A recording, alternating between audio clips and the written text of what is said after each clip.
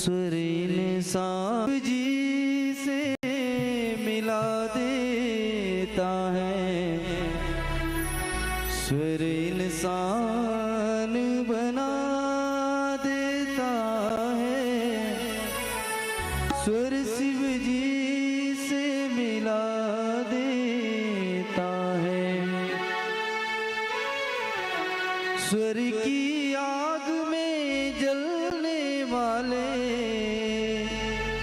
परवाने नादान नहीं है, प्यारे नहीं है।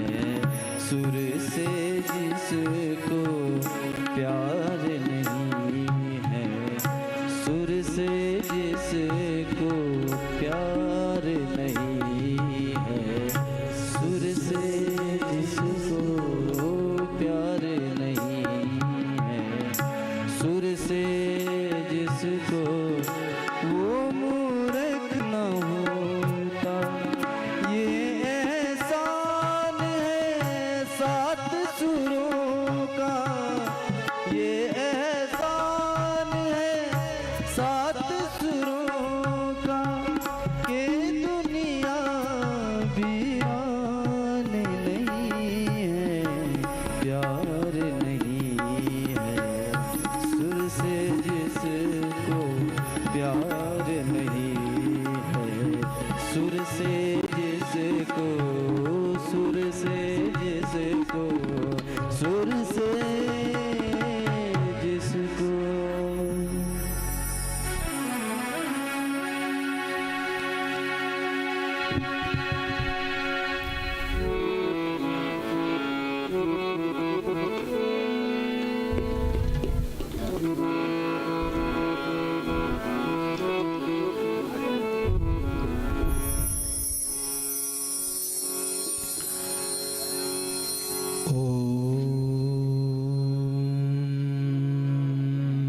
श्री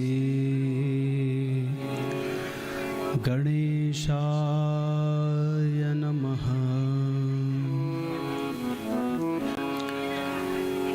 श्री गुरुभ्यो नमः। श्री सरस्वत्यै नमः। ध्येयं सदा परिभवग् नमभीष्टदोहम्।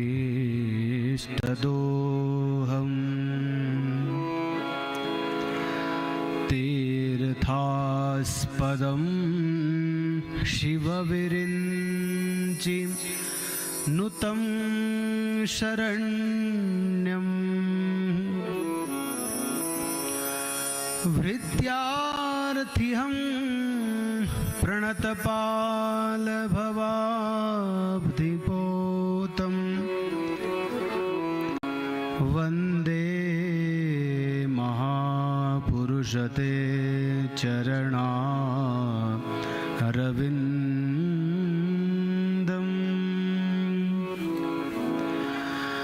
सृष्टो या सर्गरूपा जगदवनविधो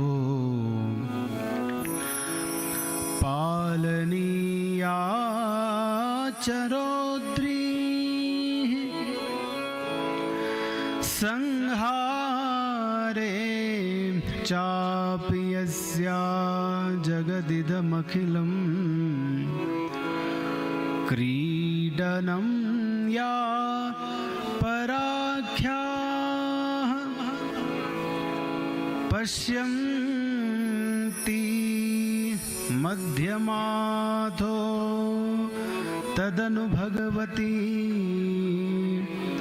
वैखरी वर्णरूपाः। सास्मद्वाचं प्रसन्ना विधिहरिगिरिशा राधितालङ्करोतु,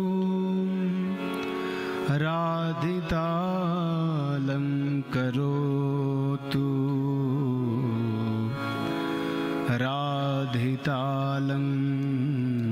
करोतु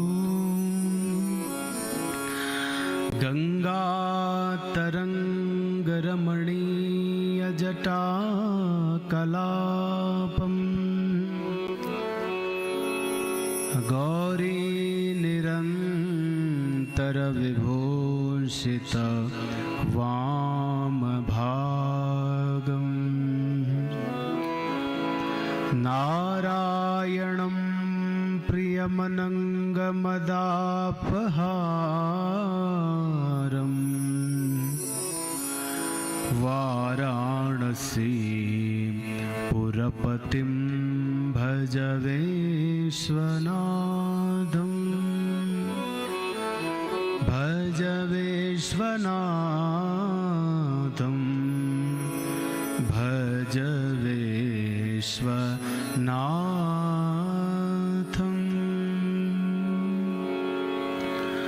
बोले काशी विश्वनाथ भगवान की जय।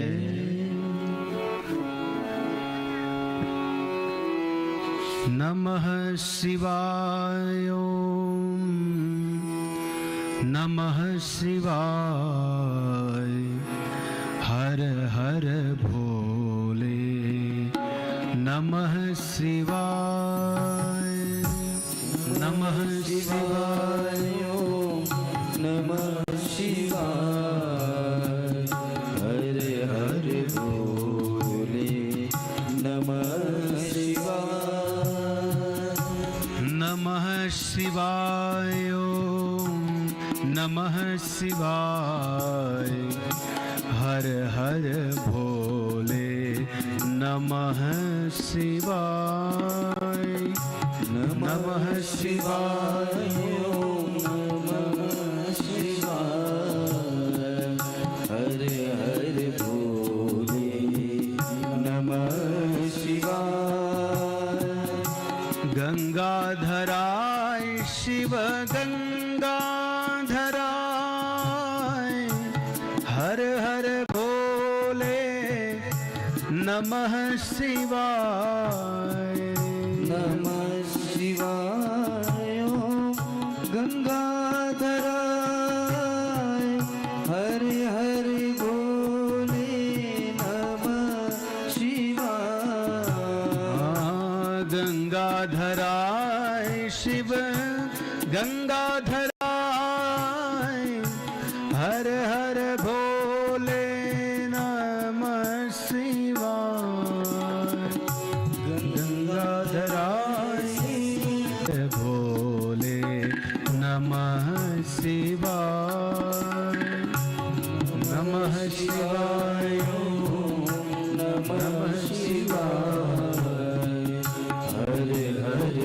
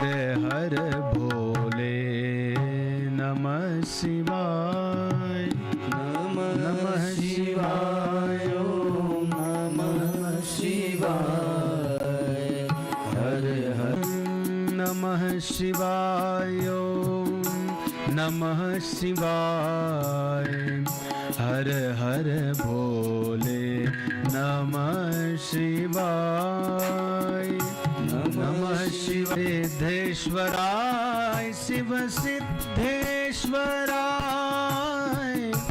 हर हर भोले देव शिवाय ओम नमः शिवाय हर हर भोले नमः शिवाय नमः शिवाय ओम नमः शिवाय हरे हरे भोले नमः शिवाय हरे हरे भोले नमः शिवाय हरे हरे भोले नमः शिवाय हरे हरे भोले नमः शिवाय हरे हरे भोले नमः शिवाय। बोले गंगा मैया की जय, नागराज भगवान की जय समेश्वर देवता की जय, विष्णु महापुराण की जय समस्त आवाहित देवी देवताओं की जय सत्य सनातन धर्म की जय पराम्बा माँ भगवती के श्री चरणों में प्रणाम करते हुए भगवान श्री नागराज देवता व्यास पीठ पर विराजित पूज्य शास्त्री जी,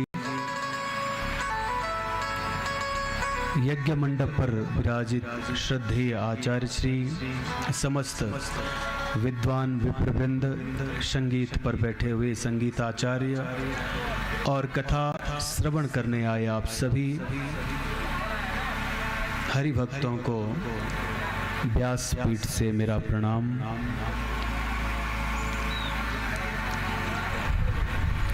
भगवान श्री नारायण की असीम अनुकंपा से, भगवती भागीरथी की माँ की असीम अनुकंपा से, कृपा से आप हम सब लोग यहाँ पर बैठ करके श्री नारायण की कथा को सुनने के लिए सद्भागी बने हैं। इसके जो आयोजक करता हैं श्री 5 मंदिर समिति गंगोत्री, श्री 5 गंगा पुरोहित सभा गंगोत्री के द्वारा इस सुंदर आयोजन आप हम सब लोग सद्भागी बने हैं इस यज्ञ में। और माँ भगवती भागीरथी के पुण्य तट पर बैठ करके हम सुन रहे हैं। इन धर्मशास्त्रों का और इन कथाओं में एक जादू है। इस कथा का जो हम श्रवण कर रहे हैं, जो हम चिंतन कर रहे हैं, कुछ तो है इन पुराणों में। हमारे धर्मशास्त्रों में बहुत लीलाएं हैं भगवान की, बहुत सुंदर सुंदर कथाएं हैं भगवान की और भक्तों की। कथा को खींच ली, कथा में खींच ली आती है भगवान की कथा, वरना ऐसे दुर्गम स्थान पर बैठ करके फिर भी आपकी श्रद्धा और आपकी कथा के प्रति जो आपका भाव है वो खींच लिया जाता है। तो इन शास्त्रों में एक जादू है जो खींच लिया जाता है। इसे संत गाते हैं, जाने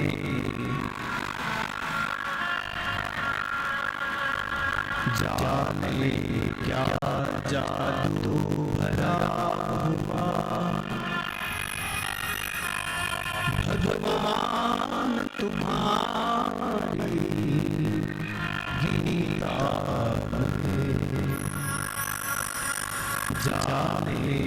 क्या जादू भरा हुआ तो भगवान तुम्हारी गीता श्री कृष्ण तुम्हारी गीता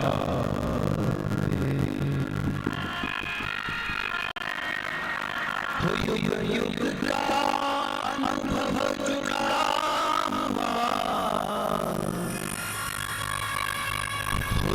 युग का अनुभव जुड़ा हुआ भगवान तुम्हारी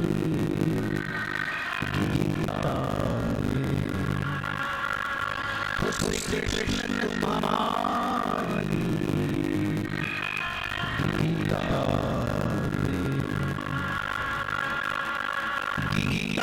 संतों को प्यारी है क्यों धर्म में अनुसारी है गीता संतों को प्यारी है धर्म में अनुसारी है सारा भव सागर तरा सारा भव सागर तरा भगवान तुम्हारी गीता लाल तुम्हारी गीता जाने क्या जादू भरा लाल तुम्हारी गीता।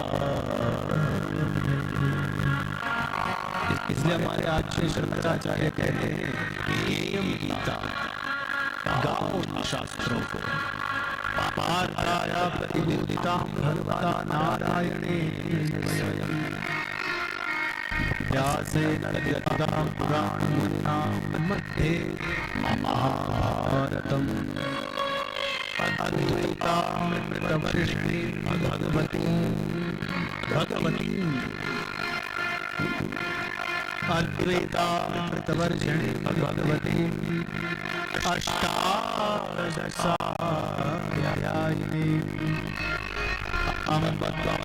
अनुसंदधामि भगवद्गीते भवद्वेषिणी।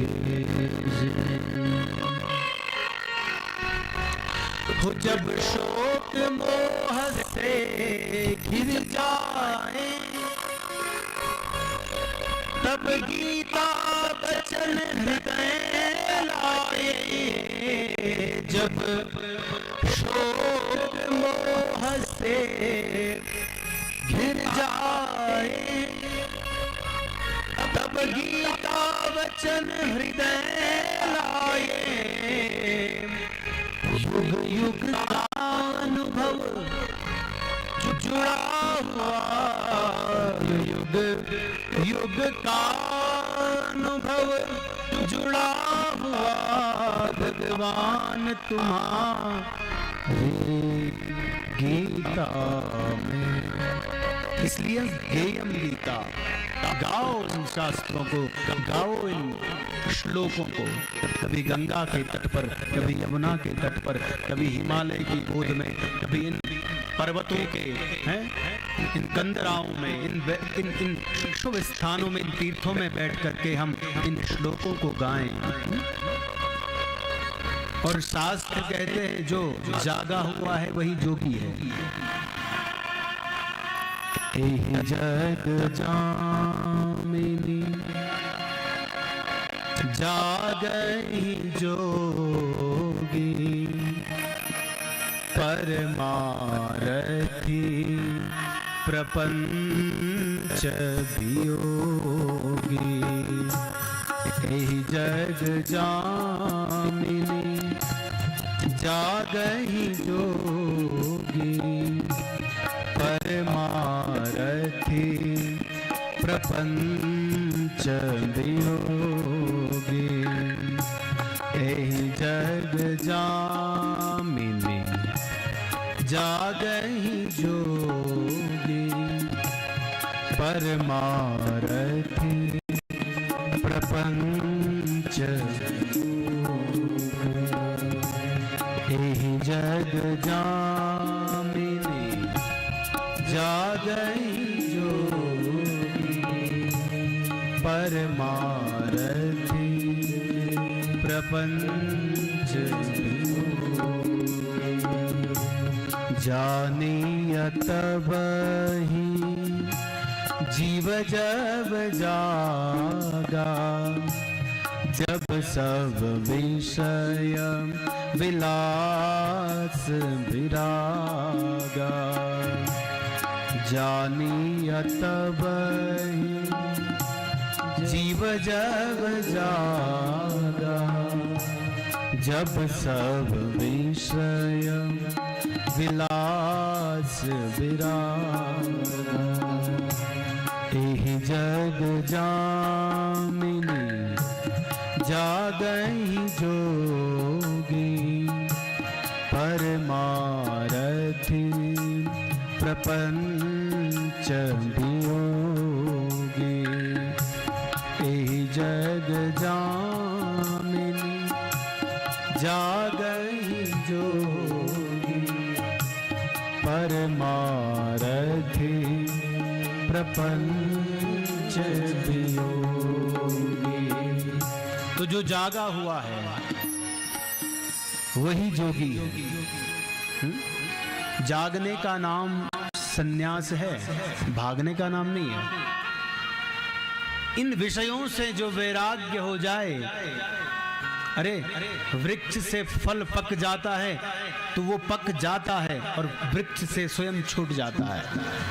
उसी प्रकार से व्यक्ति विषय भोग जो हैं ये छूटते जाएं और विराग की ओर हमें छोड़ने की आवश्यकता नहीं है, स्वतः छूट जाते हैं। जब हम सत्संग में रहते हैं, जब हम कथा में रहते हैं, जब हम किसी महापुरुष के जीवन में सानिध्य में रहते हैं। विषयों से भागना, विषयों से भागने का नाम संन्यास नहीं है, विषयों से जागने का नाम संन्यास है। वैराग्य क्या है? संसार से भागने का नाम नहीं है। संसार से भागोगे तो संसार और पीछे पड़ेगा, इसलिए त्यागना है। जानियत बही जीव जब जागा, तभी जीव को जागा हुआ समझो है जब सब विषय विलास विरागा। छूट जाता है संसार, विषयों से वैराग्य जब होता है। तो ये जो शास्त्र हैं ये जगाने का काम करते हैं। संत जो हैं वो जगाने का काम करते हैं। इस मोह रात्रि में, इस मोह निशा में हम लोग भटक रहे हैं अपने मार्ग से। संसार की वासना, जब तक भगवान की कथा में मन लगता है तब तक हमें संसार खींच लेता है। जब तक हम भगवान की आराधना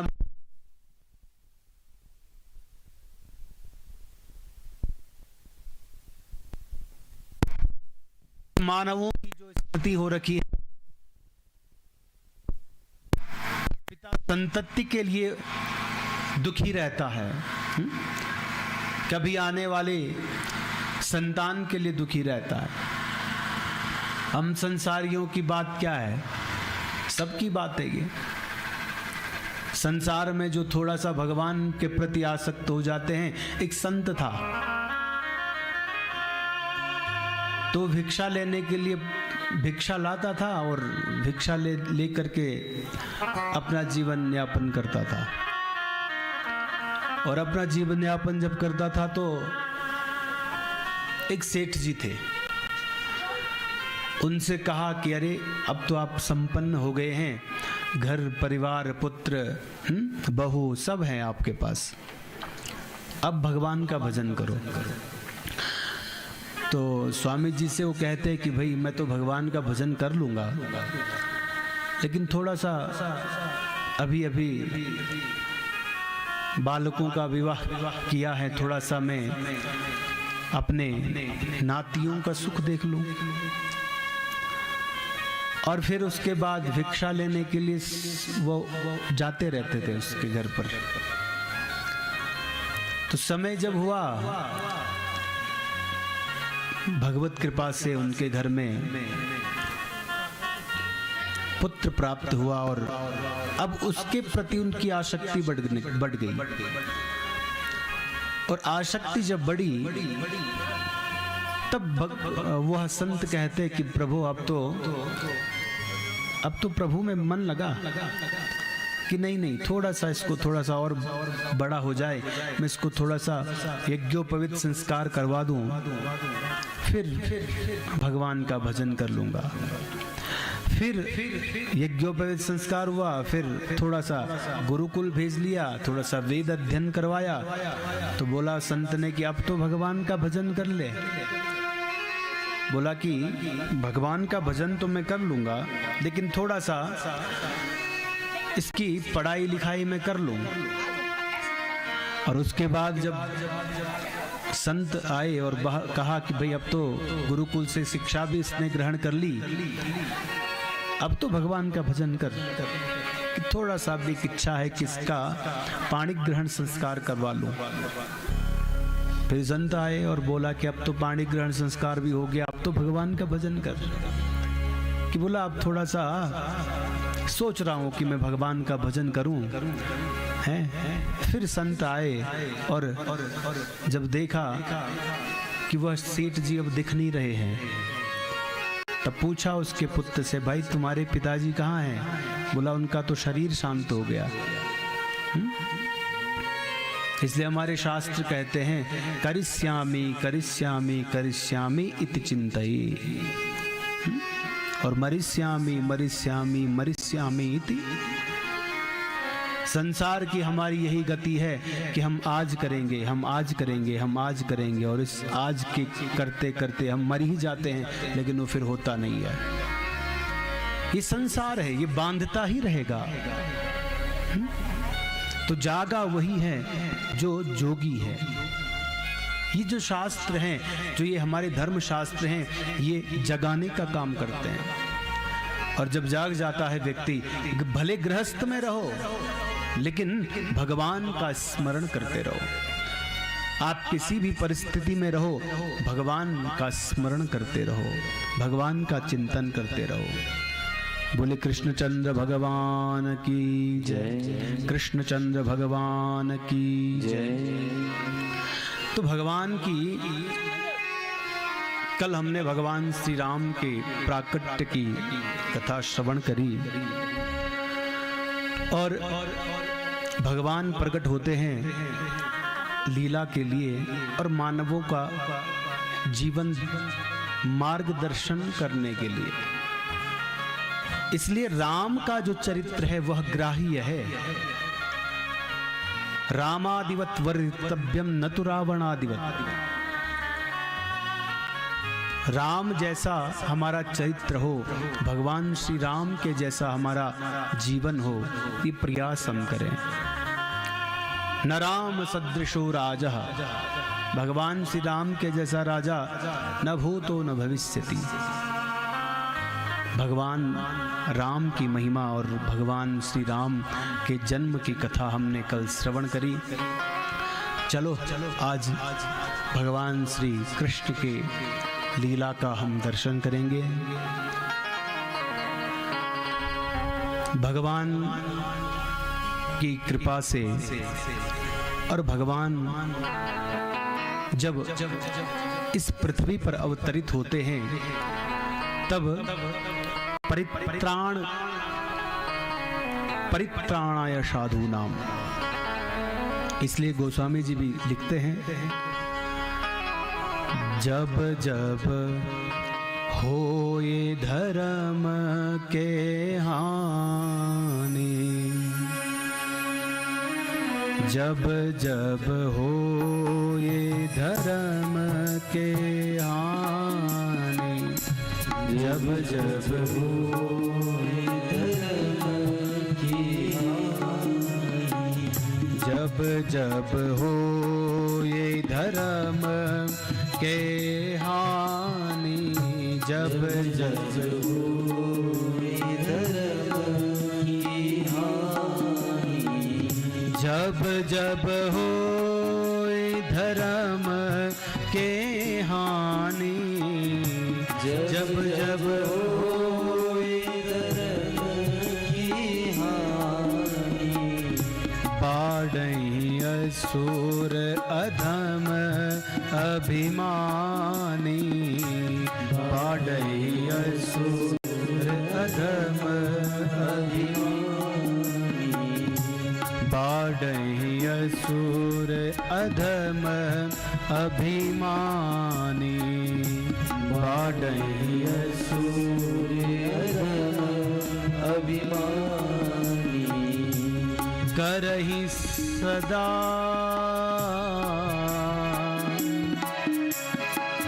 करहि अनीति, जाय नहीं वरनी, करहि अनीति, जाय नहीं वरनी, करहि अनीति, जाय नहीं बरनी, करहि अनीति, जाय नहीं बरनी, सीदहि विप्रधेनो सुरधरणी, सीदहि विप्रधेनु सुर, तब तब प्रभु धरि विविध शरीरा, तब तब प्रभु धरि विविध शरीरा, हाँ तब तब प्रभु धरि विविध शरीरा, तब तब धरि प्रभु विविध शरीरा, हरहि सदा सज्जन निधि पीरा, हरहि कृपा निधि सज्जन पीरा, जब जब होए धर्म के हानि, जब जब होए धर्म के हानि, जब जब होए धर्म के हानि, जब जब होए धर्म की हानि। तो जब जब इस धरती पर पापाचार होता रहता है, अत्याचार होता रहता है, तब तब भगवान अवतार लेते हैं और अवतार लेकर के हमें संस्थापनाय धर्म, धर्म की स्थापना करते हैं। और धर्म की जब स्थापना करते हैं तो यतो धर्मस् ततो जयः, तो धर्म की स्थापना करने के लिए विजय प्राप्त होती है फिर धर्म की। तो जब इस धरती पर कंस का अत्याचार था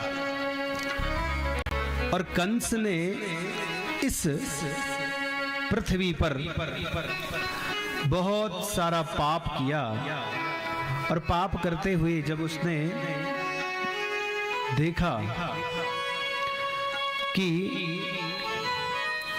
जितने भी यज्ञ करने वाले हैं, यजन करने वाले हैं, वह तो भगवान श्री कृष्ण का आराधन कर रहे हैं, और आराधन जब कर रहे हैं तो उनसे उनको पुष्टि मिलती है, शक्ति प्रदान होती है।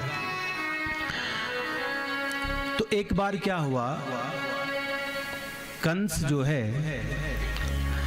देवकस्य सुतां पूर्वं वसुदेवो महामुने उपेये मे महाभागां देवकीं देवतोपमां। पूर्व काल की बात है जब महाभाग्यशालिनी देवी स्वरूपा देवकी के साथ वसुदेव का विवाह हुआ। आज विवाह संपन्न हुआ और आज विदा हो रही है अपने महल से। तो कंस ने सोचा कि क्यों ना मैं अपनी बहन का रथ छोड़ आऊं वहां तक, रथ पर बैठा करके, और रथ पर बिठाया और रथ पर बिठा करके स्वयं रथ को हाँकने लग गया। और रथ को जब हाँकने लग गया तो भगवान को ये पसंद नहीं आया कि जिनसे मैं प्रकट होने वाला हूं उनके जीवन रथ का सारथी कंस। कंस कौन है? कम सुखम स्यतीति कंसः, जो सुख को नष्ट कर देता है वही कंस है। तो आकाश में आकाशवाणी हुई, अथांतरिक्षे वागुच्चैः कंसमाभास्य सादरम् मेघगंभीर निर्घोषम् समाभास्यैदमब्रवीत्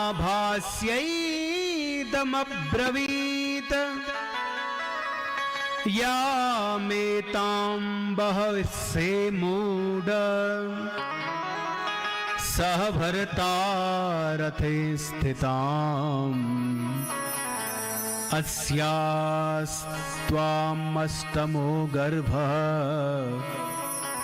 प्राणान् परिहरिष्यति। अस्यास्त्वाम अष्टमो गर्भः। आकाश में आकाशवाणी हुई और आकाशवाणी ने कहा, अरे दुष्ट, तो जिसके द्वारा जिसके प्रति तू इतना लाड प्यार जता रहा है, तुझे पता है किसके 8वें गर्भ से तेरी मृत्यु होगी। अब जैसे ही आकाश से आकाशवाणी हुई, रथ हाँक रहा था, छोड़ा और तलवार निकाली और देवकी के गर्दन पर।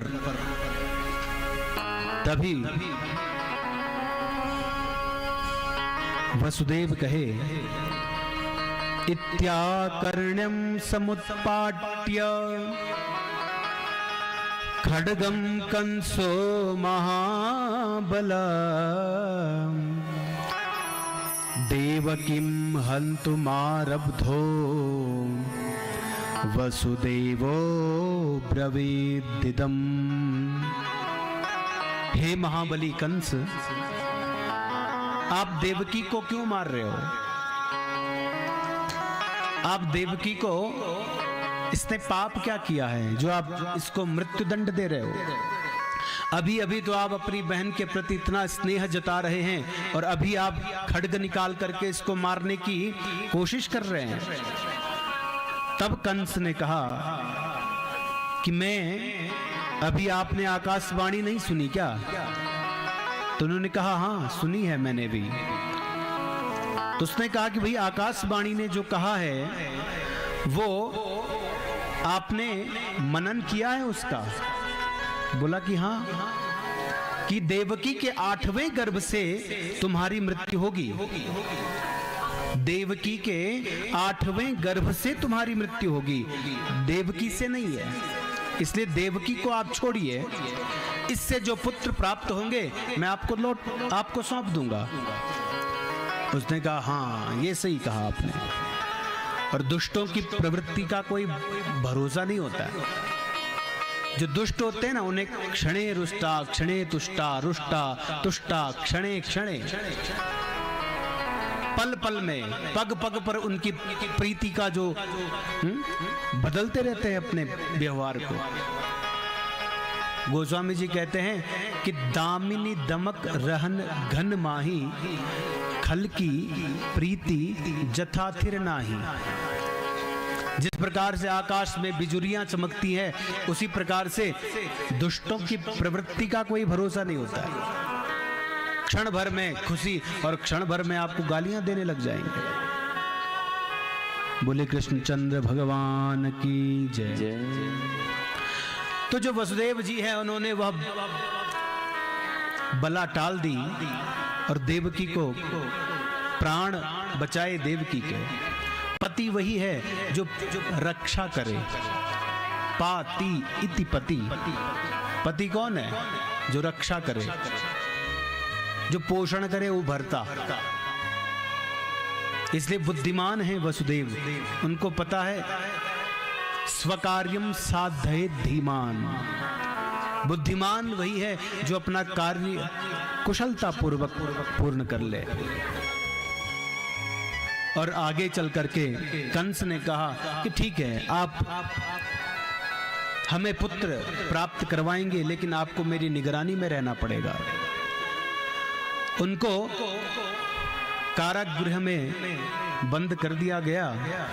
और कारागृह में जब बंद कर दिया गया, तब वह भगवान का स्मरण करने लगे और भगवान की आराधना करने लगे।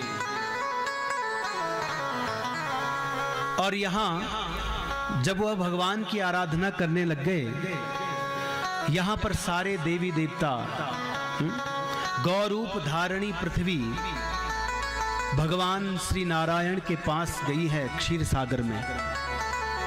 और क्षीर सागर में जब गए तो उन्होंने प्रार्थना करी। पृथ्वी बोली, तत्राराध्यम हरिम तस्मै सर्वं विज्ञापयामवै। हे प्रभु, मुझे इन पर्वतों का भार नहीं लगता, मुझे नदियों का भार नहीं लगता, मुझे भार लगता है तो पाप का। इसलिए मुझे आप पाप से मुक्त करिए। तो सारे देवी देवता पृथ्वी को दुखी देख करके गए हैं और भगवान ने उनको सांत्वना दी कि तुम चिंता न करो। भो भो ब्रह्मस्त्वया मत्स्य सह दैवैर्यदिश्यते तदुच्यताम् अशेषं च सिद्धमेवा वधार्यताम्। भगवान बोले, प्रभु हे ब्रह्मन, देवताओं के सहित तुम मुझे जिस वस्तु की कामना करने के लिए आए हैं, तुम चिंता न करो। मैं तुम्हारे मन की बात को जानता हूं। तब भगवान ने, नारायण ने कहा, उज्जहारात् मनः केशोषित कृष्णो महामुने उवाच सुरान्नेतो मत्केशो वसुधातलैः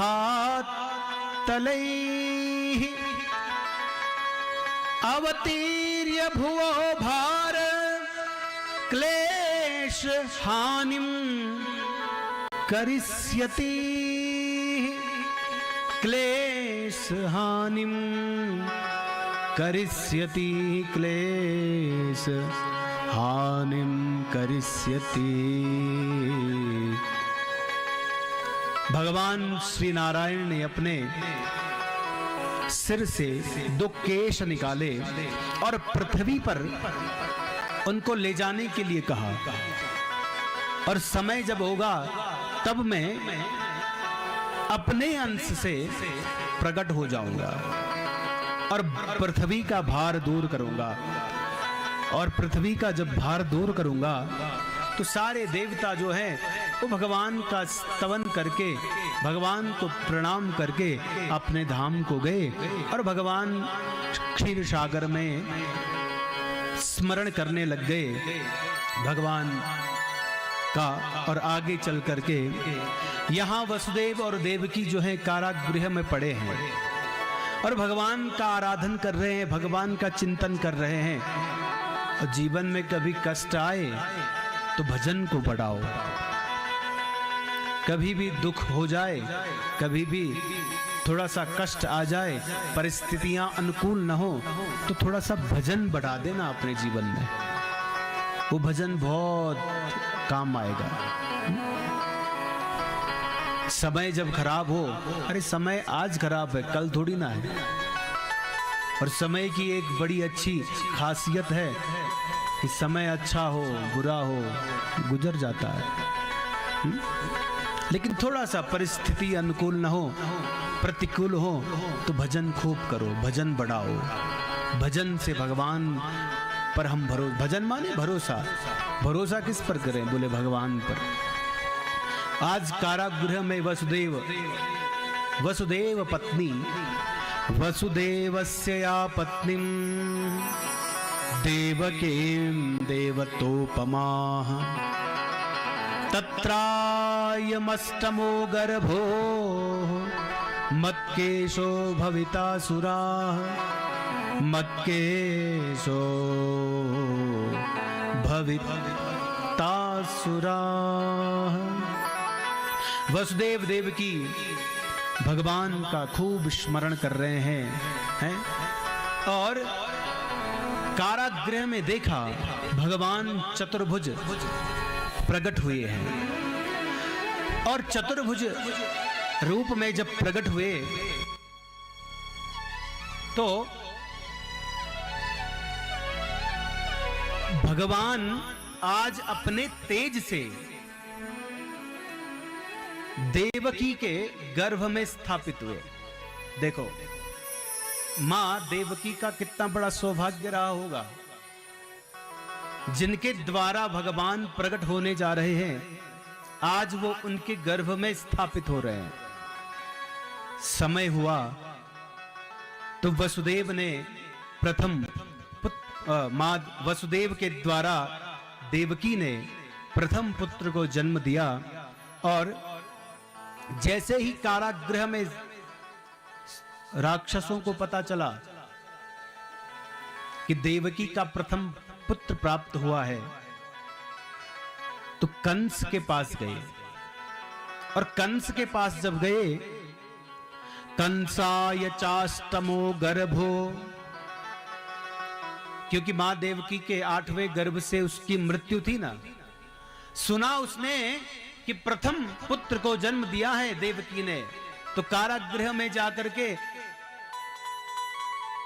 देखा और वसुदेव जी ने कहा कि लो कंस, हमारे जीवन की बगिया का पहला पुष्प, चाहो तो इसको मार दो और चाहो तो इसे जीवन दे दो। उनकी देखो, कंस भी जब देवकी और वसुदेव को उस समय देख रहे थे तो भजन के प्रताप से कंस का मन बदल गया। और कंस का जब मन बदल गया तो उसने कहा नहीं नहीं, मुझे आपका पुत्र नहीं चाहिए। अरे ये भी तो मेरे पुत्रवत ही है, मैं इसको नहीं मारूंगा। और गया है अपने महल में।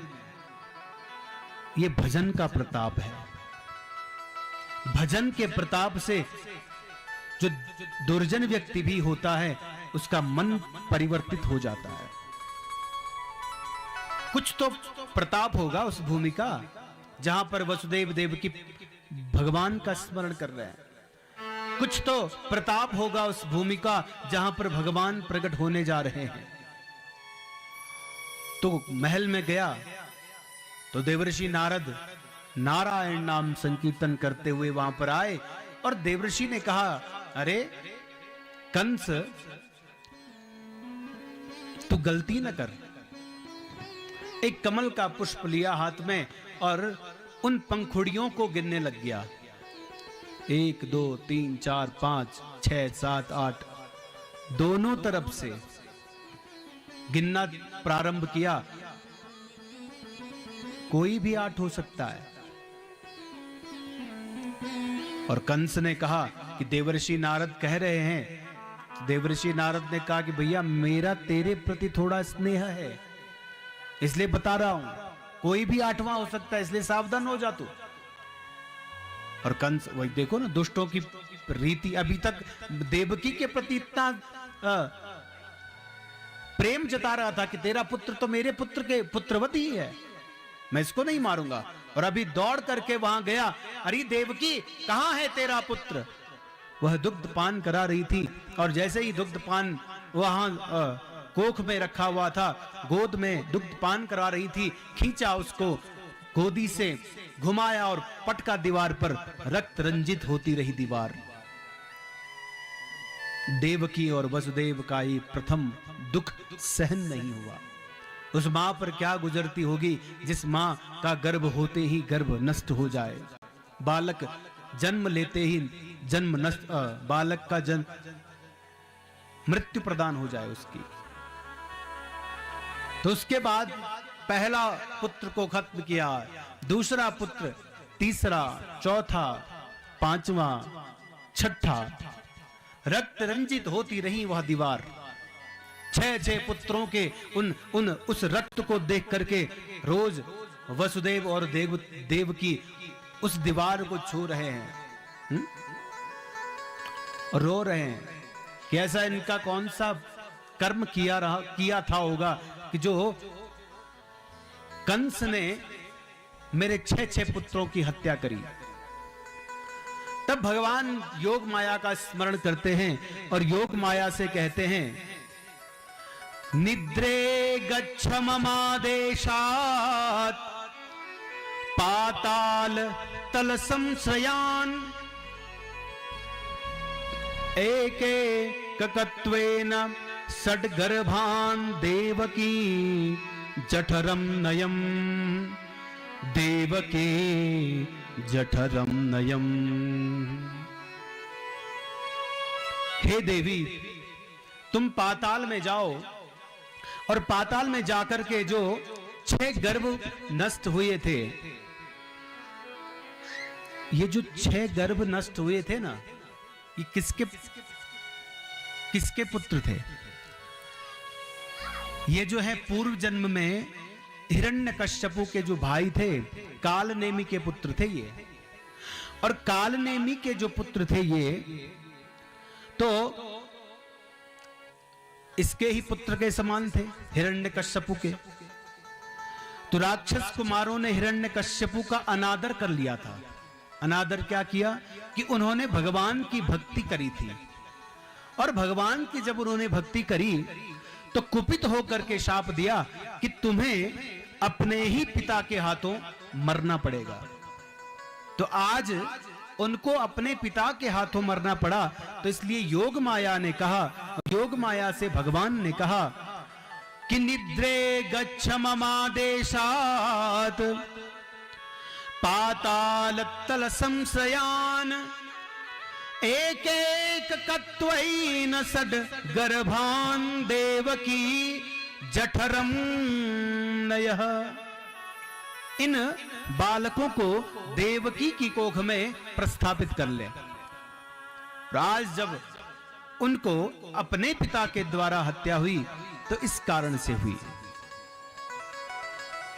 अब योग माया ने भगवान से कहा कि अब तो मेरे ही अंश स्वरूप देवकी के यहां पर गर्भ में प्रकट होने जा रहे हैं संकर्षण, तो आप ऐसा करो, क्योंकि देवकी की एक दूसरी पत्नी है, वसुदेव की एक दूसरी पत्नी है रोहिणी, उसके गर्भ में इस बालक को स्थापित कर लो। तो योग माया ने उस गर्भ को, रोहिणी के गर्भ में प्रवेश किया और यहां ऐसी लीला बनाई कि कंस को लगा कि अब तो कंस के भय से गर्भ नष्ट होने लग गए हैं।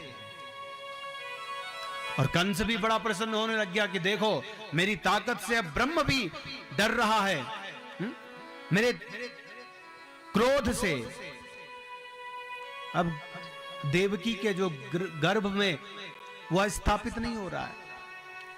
अब योग माया से कहा भगवान ने कि गर्भ संकर्षणात् सूतः लोके संकर्षणेति वै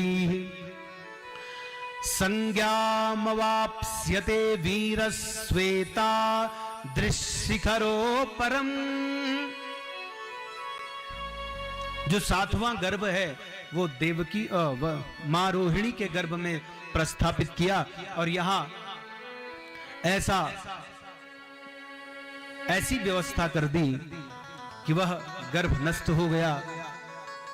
अब कंस को लगा कि भाई अब तो जिसका मुझे डर है क्यों ना अब कारागृह में थोड़ा सा और ज्यादा सुरक्षा बनाई दी जाए, क्योंकि अब तो वो प्रकट होने वाला है जिसका इसका काल जो है ना, वो काल किसकी रक्षा, काल से किसको डर नहीं लगता है।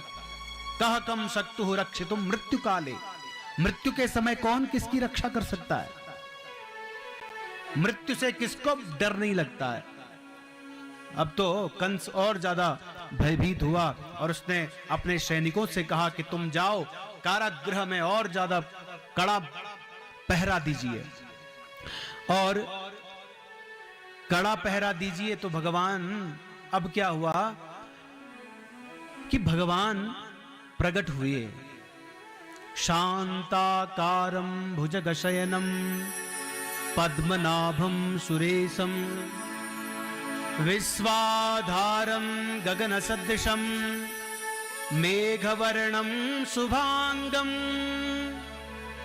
लक्ष्मीकान्तं कमलनयनं योगिभृद्ध्यानिगम्यं वन्दे विष्णुं भवभयहरं सर्वलोकैकनाथं सर्वलोकैकनाथं सर्वलोकैकनाथं। शंख चक्र गदा पद्म लेकर के भगवान प्रकट हो गए। बोले कृष्णचंद्र भगवान की जय। अब वसुदेव और देवकी ने देखा कि प्रभु, प्रणाम किया। सारे देवी देवताओं को पता चला कि अरे भगवान अवतरित हुए। वहां पर देवताओं ने स्तुति करी। सत्यव्रतम सत्य परम त्रिसत्यम सत्यस्य योनिम निहितम च सत्ये, स्तुति करी। और भगवान ने कहा कि अभी इतनी ही स्तुति करो और अब जाओ अपने अपने धाम को। पुष्प वृष्टि करी। सारे देवी देवता अपने स्थान को गए। अब वसुदेव देवकी ने देखा भगवान साक्षात प्रकट भये हैं। और देवकी ने कहा कि प्रभु, आप प्रकट हुए हैं बालक के रूप में। आपने तो कहा था कि मैं बालक रूप में आपके यहां जन्म लूंगा, लेकिन आप तो पिता बन करके प्रकट हो गए हैं। अब ये दुनिया के लोग क्या कहेंगे कि अरे देवकी, तूने कैसे बालक को जन्म दिया है। लोग तो मेरे पे हंसी उड़ाएंगे। तो बोला कि अब तू बता मैं क्या करूं। बोला कि थोड़ा सा रूप छोटा सा करो। बोला अब कि भगवान थोड़ा छोटे हुए। बोला कि अब ठीक है। बोला कि नहीं थोड़ा और छोटे हो जाओ। बोला कि अब ठीक है। बोला कि नहीं। बोला और छोटे हो जाओ। बोला अब ठीक है। हाँ अब ठीक है। बिल्कुल शिशु के रूप में भगवान प्रकट हुए और अपनी गोदी में देवकी ने लिया है भगवान को। और तमद्भुतम बालक अंबुजे क्षणम चतुर्भुजम शंख गदायुधायुधम श्रीवत्स लक्ष्मम गल सौभिकौस्तुभम पीतांबरम सांद्रपयोदशो भगम। आज परब्रह्म भगवान जो है जिसकी एक भौं के इशारे से पूरे संसार प्रलय काल हो जाता है, भ्रिकुटी विलास सृष्टि लय होई। आज वही ब्रह्म जो है शिशु के रूप में देवकी के कोख में विराजित है। बोले कृष्णचंद्र भगवान की जय। और जैसे ही भगवान शिशु के रूप में देवकी ने गोद में लिया और कहा प्रभु अब थोड़ा रोइए ना। अब भगवान बोल रहे हैं कि मैं रोऊं। आज दुनिया को हंसाने वाला खुद रो रहा है, सुनी बचन सुजाना रोदन ठाना। बालक रोने लगा और रोने लगा तो देवकी कहने लग गई, अरे चुप हो जा लाला, चुप हो जा, तेरा मामा कंस सुन लेगा और फिर तुझे मार डालेगा, इसलिए चुप हो जा। भगवान कंफ्यूज, अभी बोल रही है कि मुझे रो रो, और अब बोल रहे हैं कि चुप हो जा, चुप हो जा। ये कितना सुंदर लीला है ये गृहस्थ की।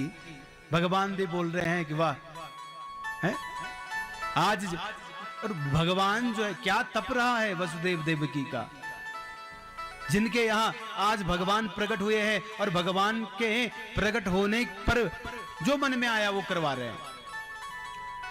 तो अब देवकी से भगवान को वसुदेव ने लिया और देवकी ने उसको बोला कि नहीं नहीं, मैं नहीं दूंगी इस बालक को। बोला कि अरे तू इस बालक को मुझे दे और मैं इसको अपने मित्र के यहां ले जाता हूं। बोला कि अच्छा, कौन है आपके मित्र? बोला एक मेरा मित्र है नंद, उसके यहां ले जाऊंगा इसको। और जैसे ही ब्रह्म को सिर पर रखा तो सारी बेड़ियां खुली, अपने आप कारागृह के द्वार खुल गए और गए हैं नंदालय में। हैं यमुना जी को पार करके, यमुना में बाढ़ आई है, गागर में सागर भर आया, नंद यशोदा के घर आया, यमुना भरने लगी उछाले, क्यों? क्योंकि सागर स्वयं नदी तक आया। ये जो यमुना जी हैं ये भगवान श्री कृष्ण की तुरप प्रिया है और उनका चरण स्पर्श करने के लिए, अरे पहले तो चरण चरण तक यमुना जी थी, फिर कमर तक आई और फिर गले गले तक यमुना जी ने वसुदेव को डुबो दिया। वसुदेव ने कहा अरे यमुना पागल भई है क्या, मेरे को और मेरे लाला को बहा के ले जाएगी क्या? अब भगवान श्री कृष्ण ने जान लिया था यमुना की उस मनोकामना को, तो तुरंत टोकरे से पैर बाहर निकाले और थोड़ा सा उस यमुना जी पर स्पर्श किया चरणों का। अब शांत हो गई वह यमुना। क्यों? क्योंकि जिस नंद नंदन के चरण स्पर्श करने के लिए लालायित रहते हैं, उनकी अष्टपट रानियों में से कालिंदी भी है। तो गए हैं नंदालय में, और नंदालय में जब गए, मां यशोदा ने भी एक बालक को जन्म दिया, एक बालिका और एक बालक को जन्म दिया था। और जब वह बालक देखा भगवान वसुदेव ने, तो वो बालक को देखते देखते दोनों बालकों को एकत्रित करके वह बालक एक हो गए। ये प्राचीन टीकाकारों में ये कथा आती है, लिखी है विश्वनाथ चक्रवर्ती आदि ग्रंथों में। तो वह एक हो गए, और जब वह एक हो गए तो वहां से एक बालिका को उठा करके ले गए, कन्या को, क्योंकि माया का आदेश था, तो वो कारागृह में ले गए। और जैसे माया को सर पर उठाया तो बंधन, और फिर जब माया आ जाती है तो सबको पता चलता है कि भाई माया आई है, हैं? सुंदर सुंदर वस्त्र, सुंदर सुंदर ज्वेलरी पहनते हैं, पैसा आता है, धन आता है, वैभव आता है, गाड़ी बंगला, सबको पता है माया आ गई। दिन दिन के हार बदले जाते हैं तो सबको पता लगता है ओहो कुछ ना कुछ तो गड़बड़ है भैया, माया पर कृपा हो रखी है। तो जैसे ही माया का आगमन हुआ, माया ने बंधन में डाल दिया और माया रोने लग गई, वह कन्या रोने लग गई। और जब कन्या रोने लग गई तो राक्षस लोग सारे खड़े हो गए। बोला कि अरे देवकी ने 8वें गर्भ को जन्म दे दिया, जाओ महाराज के पास। और महाराज के पास जब गए, महाराज की जय हो, महाराज आपका जो अकाल है। तब तक दूसरे सैनिक ने बोल दिया अरे महाराज का काल, तू कैसी बात कर रहा है, महाराज तो कालों के भी काल है। महाराज की जय हो, महाराज जो देवकी का 8वां गर्भ है वो प्रकट हो गया है। अब कंस जो है गया तलवार लेकर के कारागृह में, और जैसे ही गया वैसे ही देवकी से छीना उस कन्या को। बोला कि अरे इस पर तो रहम कर, अब की बार तो अबला भई है ये, हैं? उसने बोला नहीं नहीं, इस अबला का भी सबला हो जाए। घुमाया और पटका दीवार पर, पटका जैसे ही दीवार पर अट्टहास्य करने लग गई। मां भगवती प्रकट हो गई और कहा कि अरे दुष्ट, तू मुझे क्या मारेगा? तेरा जो काल है वह तो सुरक्षित स्थान पर प्रकट हो चुका है। और अट्टहास्य करने के बाद गई है कहां? हिमालय में विचरण करने लग गई। और भगवान ने माया को आदेश दिया था कि तू कन्या के रूप में प्रकट जब होगी तो त्वं च शुंभ निशुंभादीन हत्वा दैत्यान सहस्त्रशः स्थानैरनकैः पृथिवीं मशेषां मंडयिष्यसि। तेरी इतनी महिमा होगी कि लोग तुझे ये त्वां मार्येति दुर्गेति भद्रेति भद्रकालीति क्षेमदाः भाग्यदेति च। दुर्गा के नाम से, भद्रकाली के नाम से, महाकाली के नाम से तू विश्व में पूजी जाएगी। और शुंभ निशुंभ आदि दैत्यों का नाश करने से इसलिए पृथ्वी पर तेरा यश होगा। और जो मां भगवती का पूजन करता है, सृष्टो या सर्ग रूपा जगदवन विधो पालनीया चरौद्री संहारे चापि यस्या जगदिदमखिलं क्रीडनं या पराख्याः पश्यन्ति मध्यमाथो तदनु भगवती वैखरी वर्ण रूपा सास्मद्वाचं प्रसन्ना विधि हरिगिरिजा राधितालंकरोतु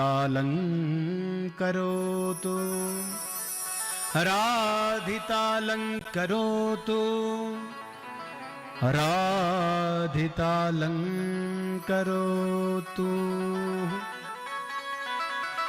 एकेव शक्तिः परमेश्वरस्य, एकेव शक्तिः परमेश्वरस्य भिन्नाश्चतुर्धा व्यवहार काले पुरुषेषु विष्णुर्भोगे भवानी समरे च दुर्गा प्रलये च काली, प्रलये च काली, प्रलये च काली। इसलिए कृष्णस्तु कालिका साक्षात, कृष्ण ही आज काली के रूप में प्रकट हुए हैं। बोले कृष्णचंद्र भगवान की जय। और अट्टहास्य करने के बाद मां वहां से अंतर्ध्यान हो गई। और अंतर्ध्यान होने के बाद जो कंस था घबरा गया, और घबराया तो उसके जो सैनिक थे उन्होंने उसको महल में ले जा करके उसको सुला दिया। अब कंस सोया रहे, उसको सोने दो, हैं? उठा दें उसको सोने दो। चलो अब नंदालय में, और नंदालय में चलते हैं। आज नंदालय में भोर भई है, सुंदर दूर एक ग्वाला बांसुरी पर तान दे रहा है और यमुना के तट पर बैठ करके हैं भगवान का कोई भजन कर रहा है। नंदालय में नंद आज गौशाला में गौदोहन कर रहे हैं। नंद बाबा के यहाँ क्या है, 1 लाख से भी अधिक गायें थी और गाय का दोहन करने के लिए गए हैं। और यहाँ यशोदा जो है पुत्र को जन्म देने वाली थी, तो सुनंदा नंद की जो बहन है वो आई है कि भाभी की थोड़ा सा सेवा कर लूं। क्यों? क्योंकि भाभी का बच्चा होने वाला है। तो अब जैसे ही देखा है सुंदर बच्चे को भाभी की गोद में, तो चिल्लाने लग गई, भैया भैया भैया। बड़ी प्रसन्नता से कहने लग गई। बोला, अरे पगली, तू इतना जोर जोर से क्यों चिल्ला रही है? अरे सुनो, तुम मुझे क्या दोगे? तो भैया ने बोला कि भाई तू बोल तो सही, अब भाई बहन का प्रेम है, मैं तुम्हें वो खुशखबरी सुनाने जा रही हूं, बदले में क्या दोगे? अरे तू जो मांगेगी मैं दूंगा,